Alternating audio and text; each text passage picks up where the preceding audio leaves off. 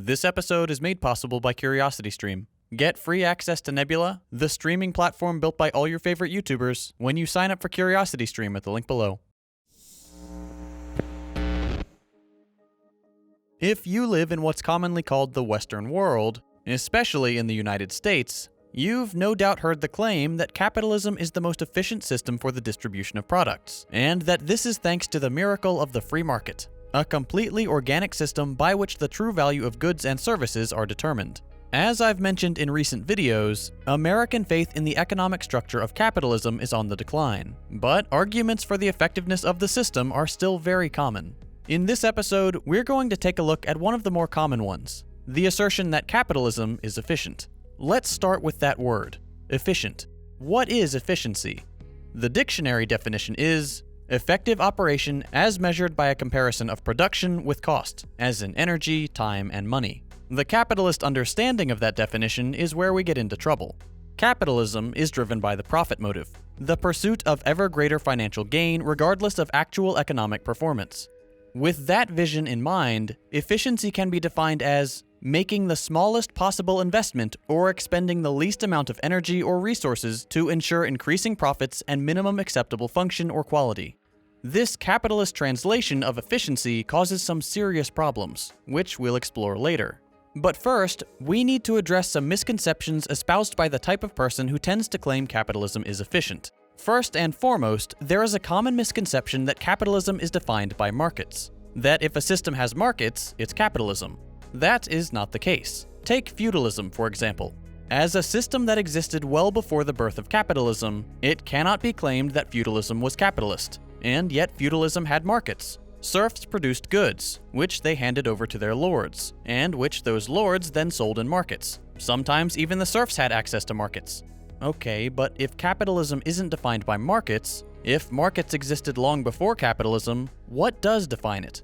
Opinions can vary, but if you ask me, I would say capitalism is defined by three core philosophies. First, the drive for short-term profits over long-term stability. Second, the rigid stratification of the owner class and the working class. And third, a devotion to imperialist expansion and infinite growth. As socialists have correctly pointed out for well over a century, the tendencies of capitalism do not lend themselves to market efficiency, but rather towards military oppression of foreign populations, overexploitation of workers and natural resources, and increasingly frequent economic crises. All of these observations have proven their accuracy many times over. Capitalism relies on the exploitation of workers at home and abroad, and this working class is entirely at the mercy of those who own the companies which put them to work. In reality, these workers are often more excluded from capitalist markets than even feudal serfs, because the modern worker does not own any of the goods or services they produce. Okay, why does that matter? It matters because if the workers are excluded from the market system, that means only a tiny minority of wealthy and powerful people, the owner class, has access to the so-called free market. But the selling of products on the market is only half the equation. The other half is production. Similar to the sale of products by the owner class, the production of those products is also controlled by the wealthy and powerful. Those who own the means of production, a factory, a pharmaceutical lab, a supermarket chain, decide what is produced, how it is produced, when it is produced, and so on. These people, who do not perform any of the actual labor, dictate the terms to those who do. And when the demanded products are finished, they own them. In this way, the owner class, the capitalists, have complete control of the free market system, from production to sale. Okay, but that's just the creation and sale of the actual products, right? Doesn't the free market still determine the final price and dictate how and what companies produce? Misguided defenders of capitalism will say, of course, the market is beholden to the law of supply and demand. Companies have to produce what the market demands, or they won't make a profit. This belief in a supposed economic law is not reflected in reality. Like everything else under capitalism, supply and demand is manipulated by those with money and power. Let's look at one recent example. This is one of Amazon's biggest UK warehouses in Dunfermline, Scotland. And from inside where millions of perfectly good products each year are sent to be destroyed. Secret footage captured in what's known as the destruction zone, and that calls into question the company's environmental and ethical practices. An ITV News investigation reveals unsold laptops scanned not for delivery, but instead marked destroy. Boxes full of electrical items such as drills, shavers, headphones, even smart TVs. The list goes on. Brand new books still in their wrappers, or jewellery or steel cutlery with that same instruction: destroy.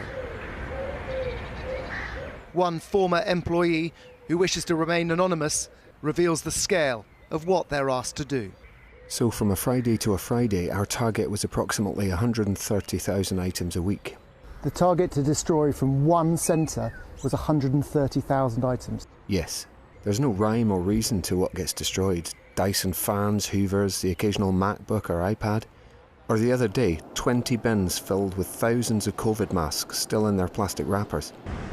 Separately, we followed another lorry as it headed out, carrying non-electrical items. The destination, a landfill and recycling site, only a few miles from where they'd been stored, and in the main, still perfectly usable. What's going on here? Why are these items being destroyed? The answer is simple. It makes Amazon more money to dump perfectly good laptops, TVs, and silverware into a landfill as opposed to selling it at a loss or donating it to charity. Too much product availability drives prices down, and it's more profitable to keep demand high by artificially limiting product availability. When there's no demand for a product on the market, companies destroy their stock to create fake demand. Take car companies, for example. When a new model is coming out, the old ones quietly disappear. They haven't all been bought. The ones they can't sell to rental companies have been destroyed.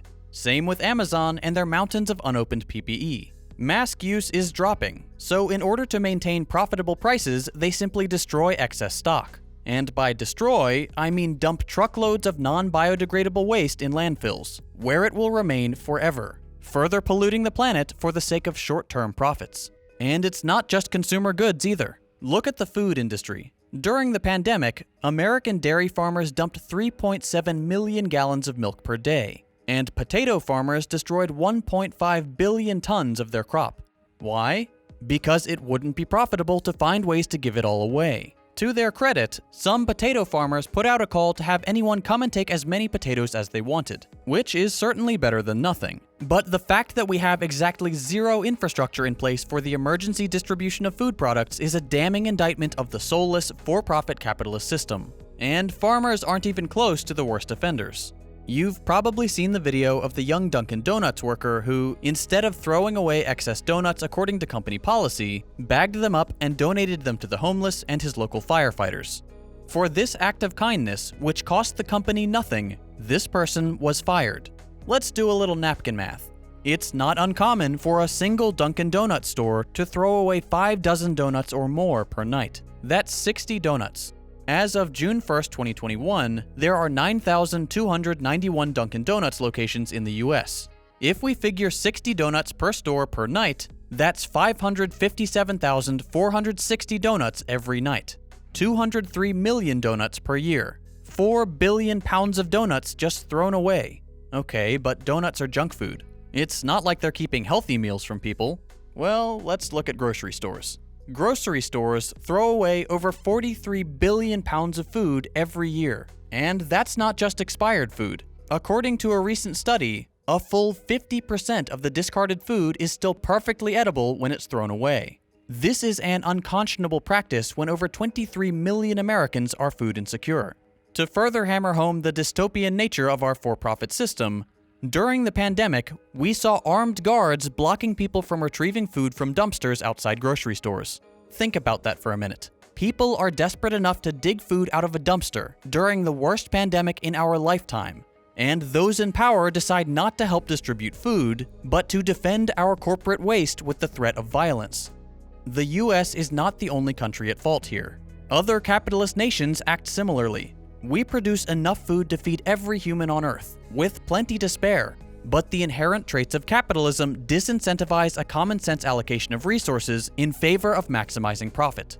These tendencies, the tendencies to cut corners, generate tons of waste, and neglect long-term stability, exist in every sector. We've recently seen the consequences of supposed capitalist efficiency in my home state of Texas and in Florida. During last winter's cold snap, millions of Texans were left without power or clean drinking water, many for days or even weeks on end. This was the direct result of the reckless privatization of our electrical grid. In order to cut costs and maximize profits, ERCOT neglected to weatherproof our electrical infrastructure. The result was catastrophic, and future failures will only get worse as the effects of climate change intensify. Florida is another prime candidate for truly dystopian climate fallout. As we speak, the Florida coast is becoming increasingly unsafe thanks to erosion and rising sea levels. And yet luxury accommodations continue to spring up all over Miami. On June 24th, Champlain Towers South, a condo building in Surfside, collapsed, killing an as yet undetermined number of people, likely over 100.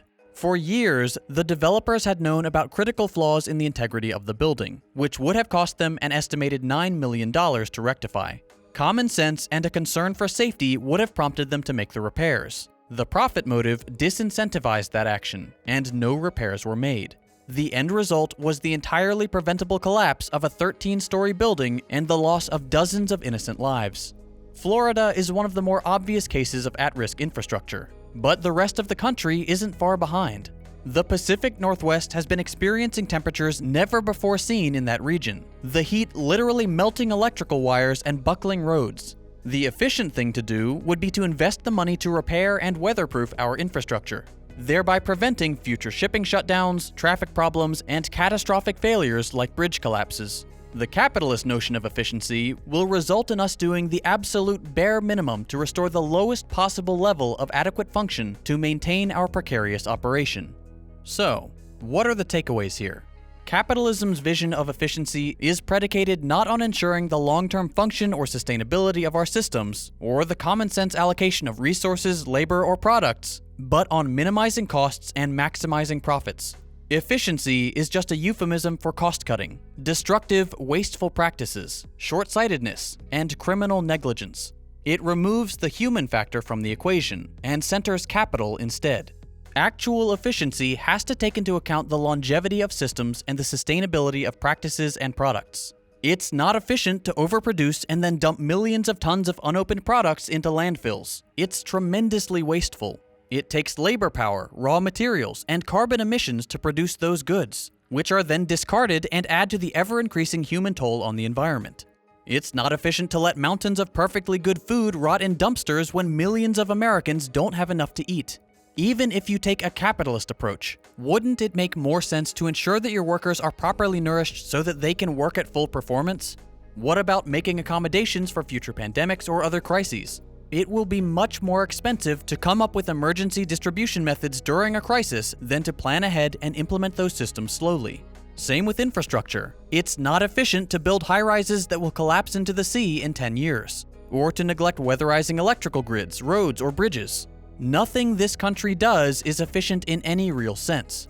It's wasteful, short-sighted, and inhumane.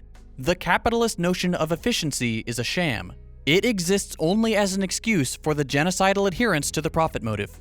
So no, capitalism is not the most efficient system. It doesn't deserve to be called efficient at all. People are slowly coming around to that fact. Let's hope it doesn't take many more collapsed buildings, statewide power outages, or bread lines to put the final nail in the coffin. I mentioned climate change a number of times in this video. It's a prime example of capitalism's short-sightedness, and how we fail to take into account enormous consequences even a handful of years in the future. If you'd like to see how climate change and capitalist inefficiency are affecting coastal cities like the one I mentioned earlier, I highly recommend you check out Miami Beach Underwater on CuriosityStream. CuriosityStream is an established streaming platform with a solid track record of caring about great educational content and the financial security of those who produce it. They've got thousands of nonfiction titles from some of the best filmmakers in the game. As you probably know, YouTube doesn't treat its creators very well. That's why some of my YouTuber friends and I teamed up to build Nebula, so we don't have to worry about demonetization. As educational creators ourselves, we love CuriosityStream, so we've worked out a deal, where if you sign up for CuriosityStream at the link below, you'll also get access to Nebula, 100% free. That's less than $15 a year for both CuriosityStream and Nebula, which, in my humble opinion, is a pretty great deal. Since you're already on the internet watching my video, Why not spend some time learning about fascinating topics on CuriosityStream? Or check out Nebula's original content, including my upcoming series on the resurgence of fascism. You can also watch all my videos as they were intended, ad-free. There really is something for everyone. And by signing up at the link below, you're helping us produce more content without the fear of demonetization. Give CuriosityStream a shot, and get free access to Nebula when you sign up using the link below. It really does help support my channel and educational creators all across YouTube. If you enjoyed this video and you'd like to see more like it, consider subscribing to stay up to date with my latest episodes. If you hated it, go ahead and drop a thumbs down. You can check out my previous episodes by clicking the links on your screen. Thanks for watching, and I'll see you next week.